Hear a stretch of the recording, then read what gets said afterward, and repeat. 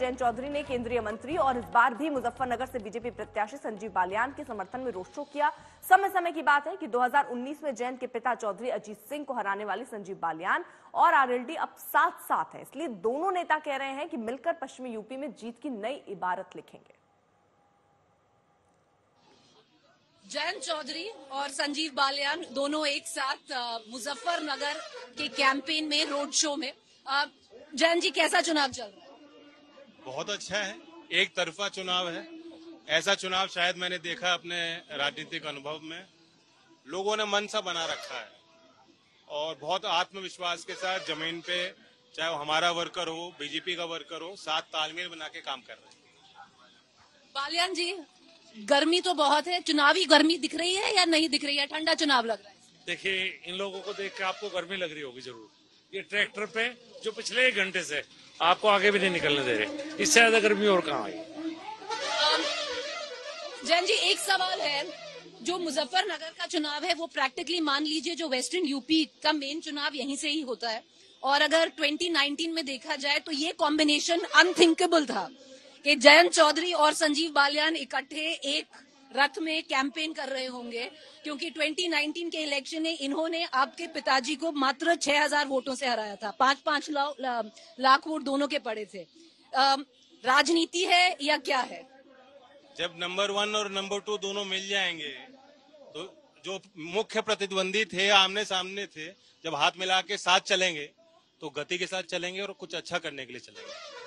बालियान जी, कभी सोचा था जो बिल्कुल टक्कर का एक जो फाइट होता था मुजफ्फरनगर में, जो चौधरी अजीत सिंह के आप खिलाफ थे, कि ऐसा कभी होगा जयंत जी के साथ बैठकर एक चुनाव लड़ेंगे मुजफ्फरनगर? आप हमारे गांव नहीं जानते। हमारे गांव, हमारा किसान यही चाहता था कि दोनों पार्टियां एक हों, क्योंकि यहाँ का जो किसान है, जो भी वर्ग है, वो लोकदल को दिल से प्यार करता है। चौधरी सिंह की, वो चौधरी जी ऐसे नायक हैं यहाँ, उन्हें आप ये कह सकते हैं भगवान के बराबर का दर्जा है इस क्षेत्र में। तो लोकदल से भी प्यार करता था और मोदी जी से प्यार करता था। तो जनता की भावनाएं नीचे यही थी कि दोनों दल किसी तरह से एक हो जाएंगे। जयंत जी, जैसे ये चुनाव गया है, बिल्कुल अगर 2019 का चुनाव अगर हम देखें बिटवीन आरएलडी और जो बीजेपी में लड़ा गया था, अगर अंग्रेजी में उसे ब्लड फ्यूड टाइप कहेंगे, जो आपका काडर है was completely aligned to the cause of the RLD, Ajit Singh, Chaudhary Jayant Singh, आपको लगता है वो वोट ट्रांसफर हो पाएगा बीजेपी को या मुश्किल रहेगा? राजनीति में साथ गठबंधन करने का निर्णय इसलिए लिया जाता है कि आपके कार्यकर्ता, आपके मुद्दे और वो ट्रांसलेट हो वोट में। अगर आप किसी को राजनीतिक ना फायदा ले पा रहे हो ना दे पा रहे हो, आपसे कोई गठबंधन क्यों करेगा? वर्कर इस बात को अच्छी तरह समझता है।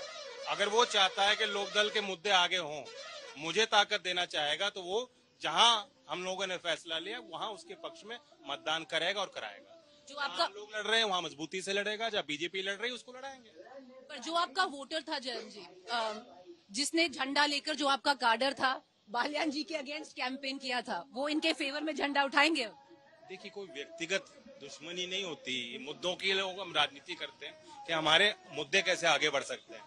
अब आप किसानों की अगर आप देखें, जो लोकदल का एक मेन सपोर्टर है वो किसान वर्ग है, और उन किसानों के लिए हम कुछ अच्छा करना चाहते हैं। जो सरकार भारत रत्न का जो हाईएस्ट, जो सबसे सर्वोच्च नागरिक अवार्ड है, पुरस्कार है, अगर वो सम्मान चौधरी चरण सिंह जी को सरकार दे रही है, तो इच्छा शक्ति जो उनको किसानों के लिए जो सोच है, जो विजन है, जो प्लानिंग है, वो उसे उन्होंने प्रदर्शित किया है। तो जो सरकार के अच्छे काम रहे, सीधा आज लाभार्थियों को लाभ मिल रहा है। पहले योजना अच्छी लगती थी सुनने में, वो जमीन और धरातल पर कहीं दिखाई नहीं देती थी, सरकारी दफ्तरों में बंद हो जाती थी, सरकारी फाइलों में कैद रह जाती थी। आज जमीन तक वो बातें पहुंच रही हैं और ये सब लोग महसूस करते हैं। हमारे वर्कर भी आके कहते थे कि ये काम सरकार ने अच्छे किए।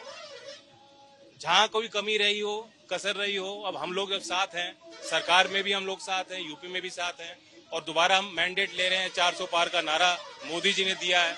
जब उस लक्ष्य को हम पूरा करेंगे तो किसान देश का विश्वास कर सकता है कि थर्ड टर्म में मोदी जी और अच्छा काम, बेहतर काम किसान का मेरे वर्ग के लिए करेंगे। बालियान जी, जब 2019 में सपा, आरएलडी, बसपा तीनों को आपने हरा दिया, एक कंबाइन थी, तो इस बार आरएलडी की क्या जरूरत पड़ी? देखिए, पहली बात तो ये समीकरण होते हैं। चौधरी साहब बहुत बड़े नेता थे, मैं उनके सामने मैं हमेशा यही कहता था, बहुत बड़े नेता थे, मैं कुछ नहीं था। समीकरण होती है तो परिस्थितियां होती हैं, और आपको इस अलायंस को अगर देखना है जमीन पे उतरा है नहीं उतरा है, तो आप मेरे साथ इसके बाद किसी गांव में चलना। और ये जो ट्रैक्टर पर 2 झंडे दिखाई दे रहे हैं, राष्ट्रीय लोकदल का और भारतीय जनता पार्टी का, ये गवाह है कि गठबंधन जमीन पर उतर चुका है और सब लोग एक साथ हैं। गांव के विवाद समाप्त हुए हमारे यहाँ। बहुत से गांव ऐसे थे जहां बहुत दिनों से विवाद चल रहे थे पॉलिटिकल, 1 मिनट नहीं लगी। बल्कि आप ये कहिए पिछले बहुत दिनों से किसी गांव में कोई विवाद नहीं रहा, सबने बैठ कर फैसले कर लिए, सब सुलझा लिए, सब एक परिवार के। असली फायदा गांव के स्तर पर इस गठबंधन का हुआ है। सब विवाद समाप्त है, भाईचारा बहुत अच्छी तरह से। और ये सड़क मैं आपको बता दूं, ये सड़क वो सड़क है जैन चौधरी जी इस पर पदयात्रा की थी समाजवादी पार्टी सरकार में। याद है, मैंने इंटरव्यू किया था इनका। ये वही सड़क है, अब ये नेशनल हाईवे है। तो ये बदलाव है और लोग चाहते हैं बदलाव है। और राष्ट्रीय लोकदल के आने के बाद किसान के जो इश्यूज हैं वो ज्यादा मजबूती के साथ सरकार के सामने रखे जाएंगे और ज्यादा इस पर काम होगा। जैन जी, बस आखिरी 5 मिनट लूंगी आपके। बिल्कुल चुनाव के पहले गठबंधन तोड़ना, एक नया गठबंधन करना राजनीतिक है या वैचारिक है बीजेपी के साथ? एक रणनीति के साथ फैसले लिए जाते हैं, वही राजनीति और राष्ट्र नीति है। जिस नेता के पास कोई रणनीति नहीं, कोई विजन नहीं है, या भविष्य में क्या चीज होंगी, क्या बेहतर संभावना है, कैसे हम लोग ढूंढ सकते हैं, अगर वही सोच नहीं है तो हम कुछ किसी लायक नहीं है।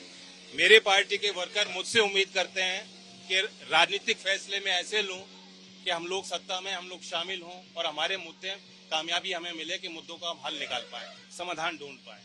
और उसी ओर मैंने फैसला लिया। कोई मलाल नहीं है, हमारा कोई व्यक्तिगत झगड़ा है, विवाद नहीं है। समाजवादी दल के साथ हमने काम किया है, लेकिन इससे पहले हमने बीजेपी के साथ भी हम चुनाव लड़ चुके हैं। 2009 में मैं चुनाव लड़ चुका हूँ बीजेपी के साथ। तो ये मूलतः तो वैचारिक होता है। अगर आपके पास विचार नहीं है, कोई विचारधारा को लेकर आप चल नहीं रहे हैं, तो आप सस्टेन नहीं कर सकते लंबे तक। तो वैचारिक है या रणनीति? जो वैचारिक होगा वही लंबे समय तक कामयाब होगा। तो जो पहला गठबंधन था सपा के साथ, वैचारिक था या वो राजनीतिक था? देखिए, सपा और हमारा पुराना साथ है। चौधरी चरण सिंह जी के उस दौर में जो नेता निकल के आए, आज भी सबकी एक दूसरे के लिए एक अफिनिटी, एक भावना है। मैं उसे इनकार नहीं कर रहा, लेकिन जो समाजवादी जिस तरह से आज निर्णय ले रही है, फैसले ले रही है, कहीं कोई भविष्य मुझे उसमें दिखता नहीं है। अभी चुनाव चल रहा है, सिर्फ 7 दिन महज रह गए कैंपेन के पहले चरण के, अभी तक एक सभा वो प्लान नहीं कर पाए। बार बार टिकट चेंज किए गए, कोई चुनाव लड़ने की रणनीति नहीं उनके पास। सपा एक सवाल बार बार कह रही है कि फर्क नहीं पड़ता, जो आरएलडी जैन चौधरी जी के वोटर हैं वो पहले ही भाजपा को वोट दे रहे हैं। तो अच्छा है, तो फिर हमारे वोटर और उनके वोटर को फर्क ही नहीं है, फिर तो और मजबूती के साथ हम लोग एक हो गए। और वो टेंशन ना लें हमारे लिए। मैं आपसे पूछूंगी बालियान साहब, चौधरी चरण सिंह को बहुत मानते हैं, बहुत मानते हैं।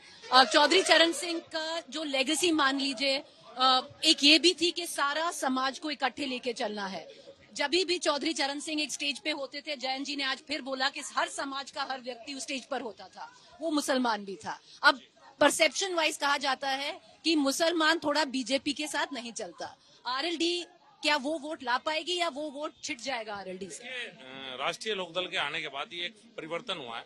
काफी बड़ी संख्या में मुस्लिम राष्ट्रीय लोकदल से जुड़े हुए थे और लगाव भी करते थे इस पार्टी का। तो मुझे इस बार पहली बार ऐसा लग रहा है कि पश्चिम उत्तर प्रदेश में बड़ी संख्या में मुस्लिम वोट गठबंधन को उम्मीदवार को मिलेगा। मेरे यहाँ तो मुझे मिल रहे हैं, बाहर का मुझे इतना आइडिया नहीं है, लेकिन इस बार मुजफ्फरनगर लोकसभा है, काफी बड़ी संख्या में मुस्लिम वोट। आप मुस्लिम गांव में जाकर पूछिए, बड़ी संख्या में मुस्लिम गठबंधन को वोट देगा इस बार। जो पिछली यूपी के चुनाव रहे वो कम से कम मुजफ्फरनगर क्षेत्र के लिए बढ़िया नहीं थे, क्योंकि उस वक्त ये किसी और के साथ थे और तब कम से कम 4 सीटें आपके पास नहीं आ पाई उस वक्त। आपको लगता है वो समीकरण बदलेगा? तो अब सब साथ आगे ना, इकट्ठी होगी ना सारी सीटें, तो फिर बचा क्या है? बिल्कुल, अब कोई दिक्कत ही नहीं है। नल कमल के साथ देखिए, पानी के बाद पहले नल चलेगा, पानी आएगा, फिर कमल खिल जाएगा। चलिए, बस 2 सवाल और जैन जी आपसे पूछूंगी। वही सवाल, आपको लगता है जो मुस्लिम वोटर है जो आपके साथ जुड़ा हुआ था, क्योंकि आप अभी अगर एक मैसेजिंग देंगे उनके लिए भी देंगे, हमेशा स्टेज पे जाते हैं उनके लिए भी बोलते हैं, आपको लगता है वो वोटर आपके साथ रहेगा इस गठबंधन के बाद? अभी हम कैराना में मीटिंग करके आए, बहुत बड़ी तादाद में भीड़ में भी वहाँ अल्पसंख्यक मुसलमान दिखाई दे रहे, हमारे वर्कर भी हैं, नेता भी हैं, और हमने उनके लिए काम भी किया है, काम आगे भी करेंगे। मैंने अपने सभी विधायकों को कहा है कि 51%, 51% अपनी निधि वो अल्पसंख्यक जो उनके क्षेत्र में रहते हैं उस समाज में और अनुसूचित जात जो वर्ग है, दलित वर्ग है, वहाँ उनके विकास और उत्थान के लिए लगाएं।